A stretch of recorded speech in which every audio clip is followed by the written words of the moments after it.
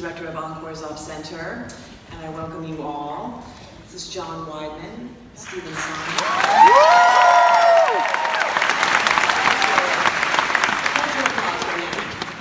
Stephen Sondheim and Will Davis.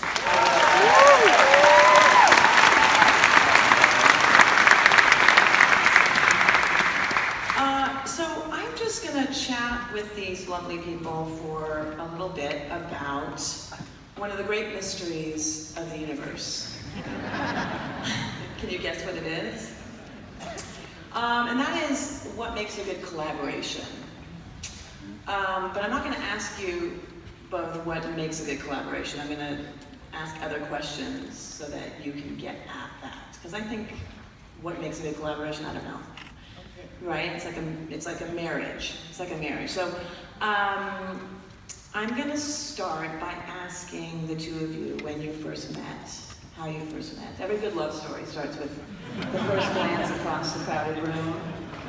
What is yours? I had written a straight play called Pacific Overtures while I was a law student, and I got it to Hal Prince, and Hal was interested in directing it as a straight play. I was coming to town from New Haven for auditions. He then changed his mind and decided it needed to be a musical, which I thought meant he just wasn't going to do it.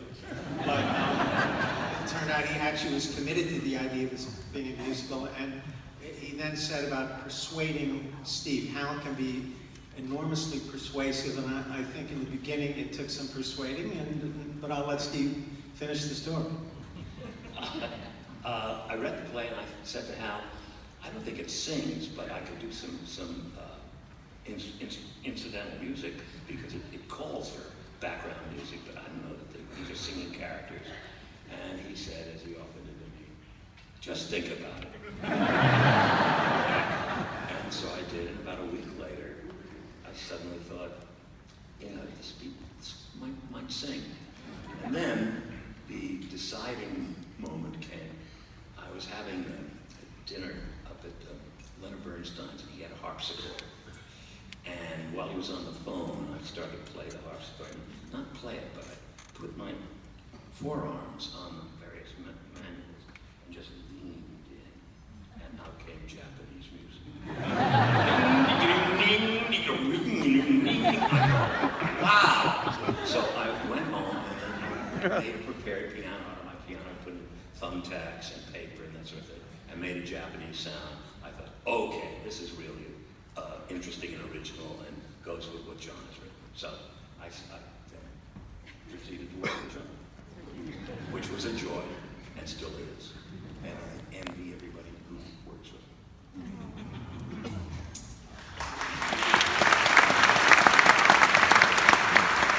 I'm fully prepared for the answer to this next question that you don't remember. But do you remember one of your first conversations with each other over Pacific Overtures?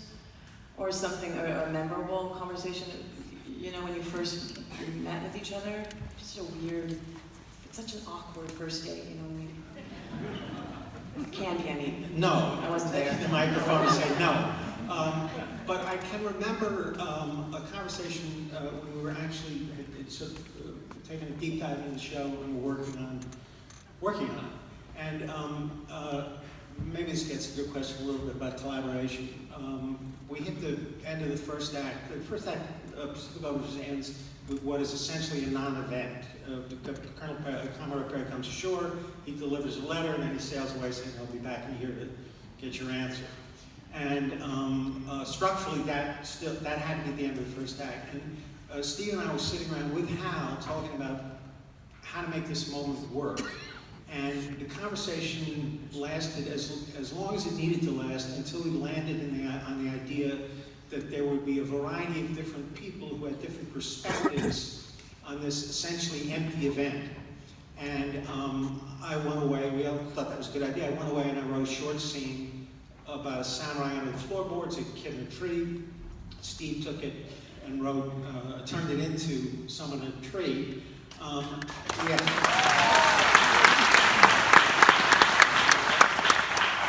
But the conversation in that room, it's hard to describe what made it a kind of a perfect collaborative conversation, but it was, and I have to say all the work that I've done with Steve has been an experience of that kind. And when you find that, it's pretty rare. John is being modest. He wrote that scene, which is so original, the idea of simultaneous time stories in one scene and song. That song was, curious enough, quite easy to write because of what John had written. The framework was there. And it was, curious enough, a musical framework, although I don't think he intended it as such. But it turned out to be that.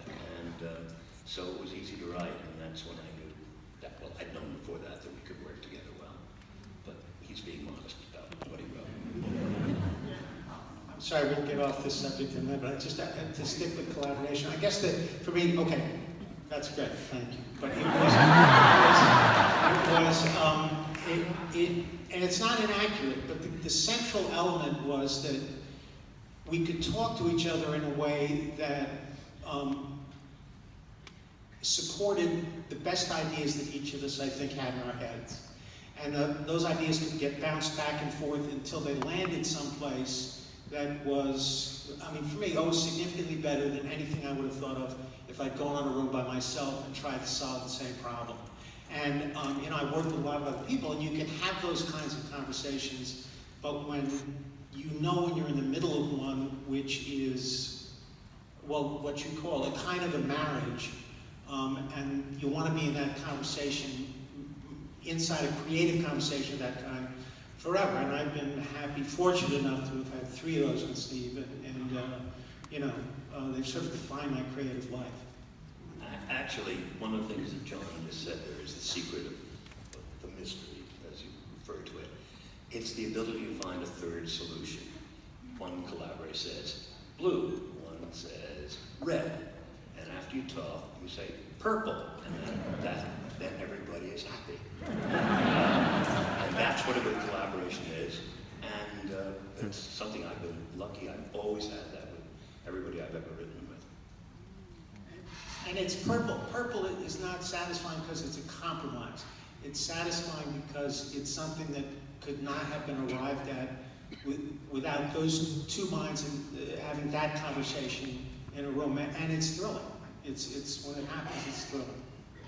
It usually ends up with something richer than what you started with. The third way, yeah.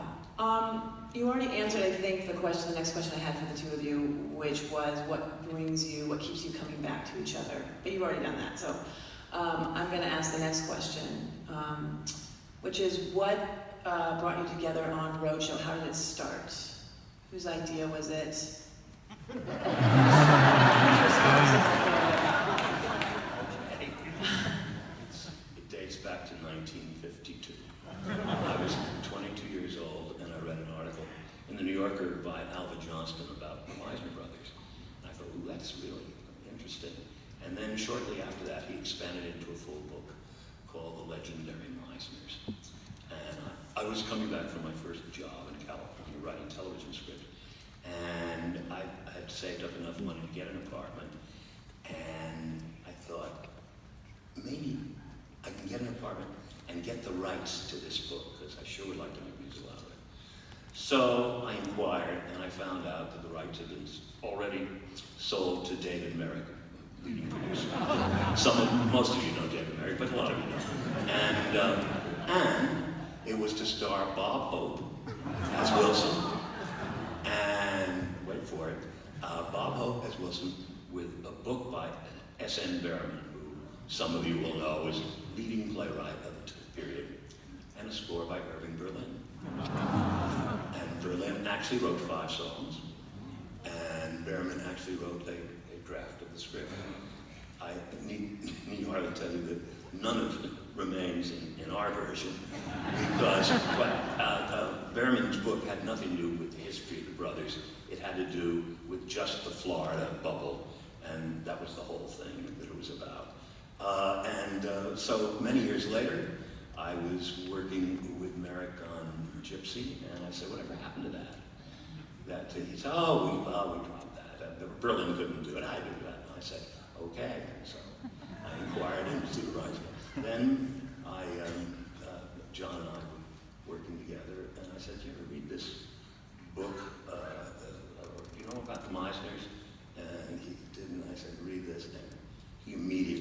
from it what I got from it.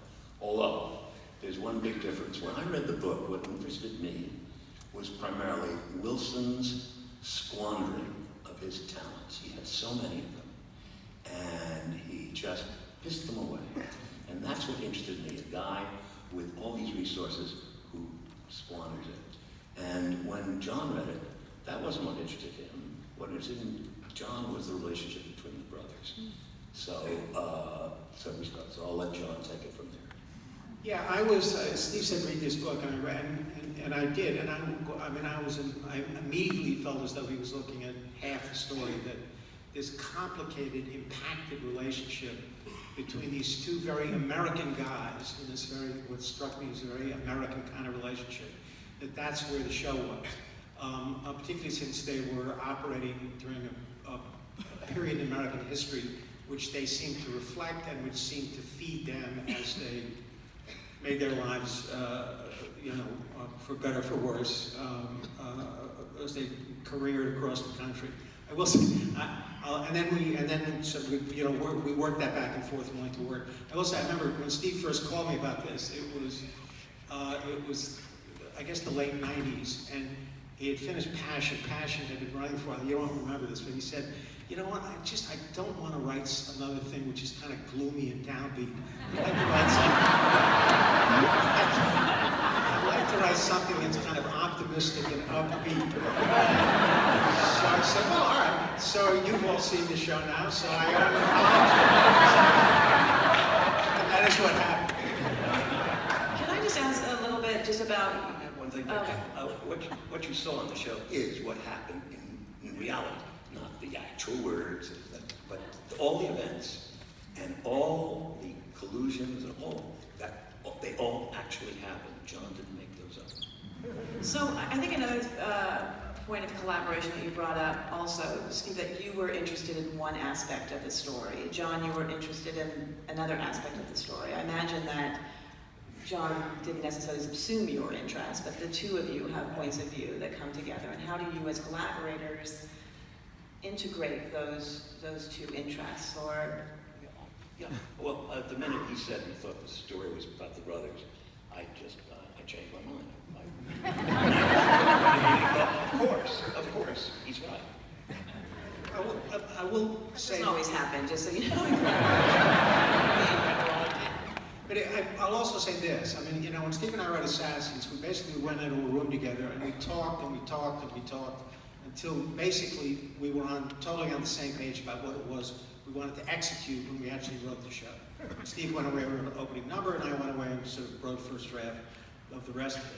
I think one of the reasons why it took us a while to get to Roadshow is because we liked each other and respected each other so much, even though, yes, we adjusted what our initial impulses were in terms of being interested in the material. It took us a while to kind of push each other onto the same page. And I think, in a successful collaboration, you really have to be willing to look each other in the eye and go, you know what? I don't think that's what the story is. You know what? I don't think that's the way to tell it. And we did a lot of that, but probably maybe not enough at the very beginning. The most important thing in a collaboration, this will sound like the reductio ad absurdum, but it's not, is that you both have to be writing the same show. You quite often don't realize that you're not until you're halfway through the writing. It happened to me with a funny thing on the way to the forum. Bert Shoveloff and Larry Gelbart had written this witty, elegant, low comedy, and I'd written a sell-on score. And I but I didn't realize it until I'd given the material. As we were approached rehearsals, I thought, I feel uncomfortable about this show, and I love what they've done, and I like what I've done. I gave it to my friend Jim Goldman, the playwright, and I said, tell me what you think. And he did, and he said, I played him the score. He said, oh, the score is wonderful, and the book is brilliant. He said, unfortunately, they don't go together. And that was the most important lesson I ever got in collaboration. It's very hard, it's very tricky to be sure you're writing the same show. Once you do, then it's a good collaboration. Wait. So So it's just that's what happened then? You didn't, the lot of you didn't get on the same page with a funny thing? You just, it's... Eventually, Eventually we didn't solve it. How about that? I mean, I love that show, but listen to the score and read the book and you say, well, yes, you know. I mean, they actually work quite well on the stage together, but that's not an ideal meld, that's all. And it was too late going into rehearsal.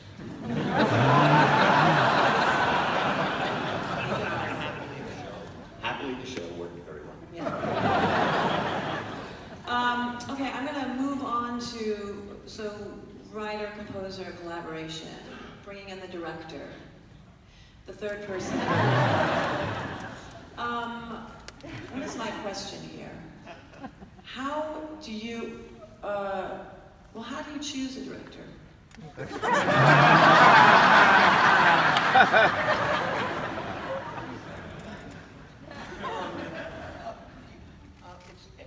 varies from show to show. Sometimes you choose a director you've worked with before, or a director whose work you know. And other times you choose a director who is young and fresh and has ideas. What did I say? No, I'm making eyebrows. We're making eyebrows and moles. Yes. But anyway, you know, you pick somebody whose work you know of or have heard of that you like. I also think it makes a difference at what point the director becomes involved. I mean, so many musicals now really begin, especially adaptations, begin life with the director as a kind of authorial collaborator. When Steve and I, as I said, when we wrote Assassins, we didn't discuss with anybody or show it to anybody until we'd actually finished the piece. And basically, when we were finished, it is what is now performed. We fiddle with it and make changes. But it meant that we could show the piece to directors and they would respond to it, and either it was a response that was pleasing and seemed like that was a way forward or not. But we have done our work as writers, and honestly, if it's possible, it's harder in the musical theater now, but that's really the best place, it seems to me, for the composer, the lyricist, and the book writer to start from and to wind up before they start soliciting other voices. Can I ask what you depend on a director to do when you first bring a director into the collaboration? What do you hope? Well, it's nice if the director is a good dramaturg. If we'd had a director and forum, the right kind, he would have said, you know, the book is fine, the score is fine, they don't go together, which would have saved us a lot of trouble. So you do count on a director as an editor. You want him to be a good editor, not somebody who necessarily wants to change everything, but somebody who says, have you considered this? It's like it's a third collaborator, a good director. There are not many directors who are good dramaturgs. There are many directors who are good directors, and there are many dramaturgs who are not good directors. But so when you get somebody with both those qualities, that's the ideal director as far as I'm concerned.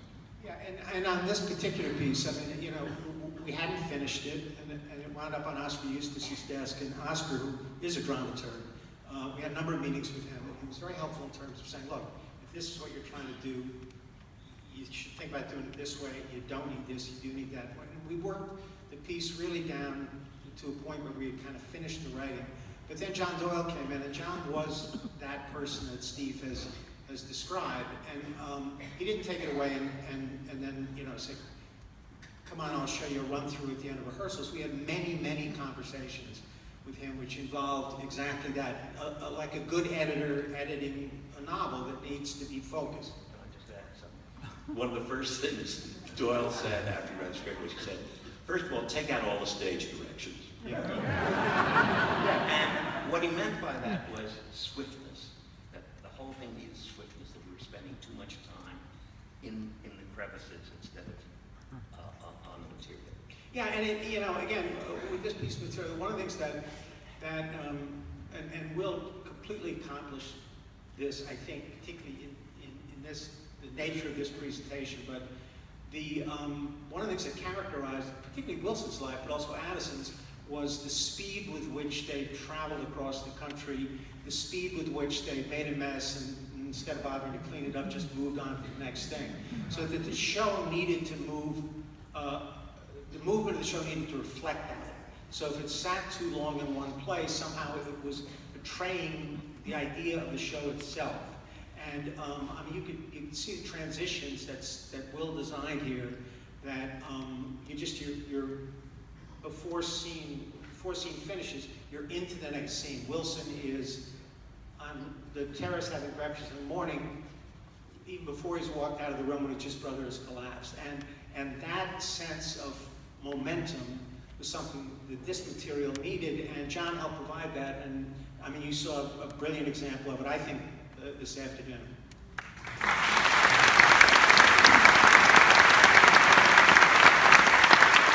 I'll let you talk really soon, Will. Just a second, I promise that there's a design to this. No, it's going to happen. The two of you, what was it about Will? What was that about that comment? I mean, I was sort of a fly on the wall during that initial conversation between the three of you. And he got the show right away. He understood what it was about right away. That was apparent to both of us. Am I right? Yeah, absolutely. And he was cover your ears, Will. He was bubbling with ideas. And when I say ideas, I mean, it's not like, here's 8 things we should do. If you don't like the first 2, we'll do the next 7. He clearly, it felt like he had taken a deep dive into what the show really was about, and what he felt like in the meeting was somebody who was going to live in that space, and when he came up for air, you'd see what you saw this afternoon. That's what happened. Maybe we should get Wilson. what's happening, everyone? What's happening? Yeah, so Will, I'm just like greasing the pump, because now you have all of this fodder to respond to. Will, what was that first meeting like for you? Oh my Lord! So yeah, as I shared with both John and Steve, I walked around the block outside of your home 3 or 4 times in a circle, breathing in for a count of 10 and out for a count of 10. In for a count of 10, out for a count of 10. 1 regular breath and repeat. around the block. And one of the things that feels like a real privilege about directing is research. Something that you get to do is you get to go vertical, like get myopic inside something that otherwise you would never know. Like, for example, I know a tremendous amount about ancient Egyptian death rituals because of a play, you know? So it's this great opportunity for me to amass a library, physically and sort of, ethereally. And so I had spent the time prepping everything I could think to prep, and thinking about, I couldn't agree more about what you're saying about dramaturgy, trying to think about how my skills, which I understand to be the combination of space, time, text, and the body, and a performance, a show, is when those things are in concert with each other. So trying to think about, okay, as I understand the heart of this piece, how could I give you a container or an envelope that would deepen, the experience of the content in that container and give you that greater sense of exactly what the two of you have been talking about. It's incredible to me the way the relationship between these two brothers, the way they treat each other, is this very articulate microcosm for also the moment they lived in as Americans. And speaking about, the pace of the show, I think a lot when I'm working on a play about velocity, like literally the rate